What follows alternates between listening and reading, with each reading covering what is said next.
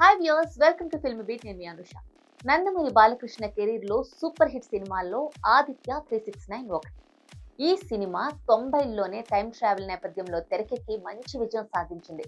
దీనికి సీక్వెల్ తీయాలని 2-3 ఏళ్లుగా ప్లాన్ చేస్తున్నా ఇప్పటికీ అధికారికంగా ప్రారంభం కాలేదు. అయితే తాజా సమాచారం ప్రకారం ఈ సీక్వెల్ సెప్టెంబర్లో మొదలు కానున్నట్లు తెలుస్తోంది.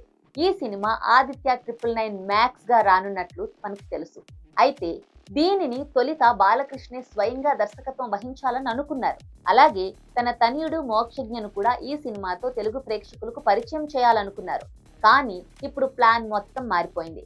ఈ సీక్వెల్లో కూడా బాలయ్యే హీరోగా నటిస్తున్నారని, మోక్షజ్ఞ ఒక సహాయ పాత్రలో కనిపిస్తారని తెలుస్తోంది. దీంతో అటు దర్శకత్వం, ఇటు నటన అంటే బాలయ్యకు బ్యాలెన్స్ చేయడం కష్టమవుతుందని భావించి ఈ బాధ్యతలు స్టార్ డైరెక్టర్ అయినటువంటి క్రిష్ కు అప్పగించారు. క్రిష్ తన నైపుణ్యంతో ఈ ప్రాజెక్ట్ స్థాయిని బాగా పెంచగలడని నమ్మిన బాలయ్య అతడి చేతికి తన కలల ప్రాజెక్ట్ ను అప్పగించారు. ఫ్యాంటసీ, సైన్స్ ఫిక్షన్ సాహసయాత్ర ద్వారా ప్రేక్షకులను టైం ట్రావెల్ లోకి తీసుకువెళ్లే విధంగా ఈ సినిమా రానున్నట్లు తెలుస్తోంది. ఈ సినిమాను భారీ సెట్టింగ్లతో గ్రాండ్ గా ఉత్కంఠభరితంగా రూపొందించనున్నారట. ఇందులో బాలయ్య 3 ప్రధాన పాత్రల్లో కనిపించనున్నారని టాక్ వినిపిస్తోంది. ఇందులో ఒకటి శ్రీకృష్ణదేవరాయ పాత్ర ఉండనుంది. అయితే ఇదంతా బాగానే ఉన్నా బాలయ్య తనయుడి డెబ్యూపై మాత్రం ఇంకా స్పష్టత రాలేదు. తొలుత మోక్షజ్ఞను పరిచయం చేసే బాధ్యతను హనుమాన్ మూవీ డైరెక్టర్ ప్రశాంత్ వర్మకు బాలయ్య అప్పగించారు.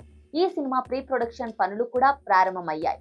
అందులో భాగంగానే మోక్షజ్ఞ లుక్ కూడా రివీల్ చేశారు. అయితే తన తనయుడిని ఇలా సోలో మూవీతో కాకుండా ముందు సహాయ పాత్రలో చూపించి ఇండస్ట్రీకి పరిచయం చేయాలని బాలయ్య తర్వాత భావించారట. అందుకే ప్రశాంత్ తో సినిమా కాకుండా అంతకంటే ముందుగా ఆదిత్య 999 మ్యాక్స్ లో భాగం చేయాలని అనుకున్నారు.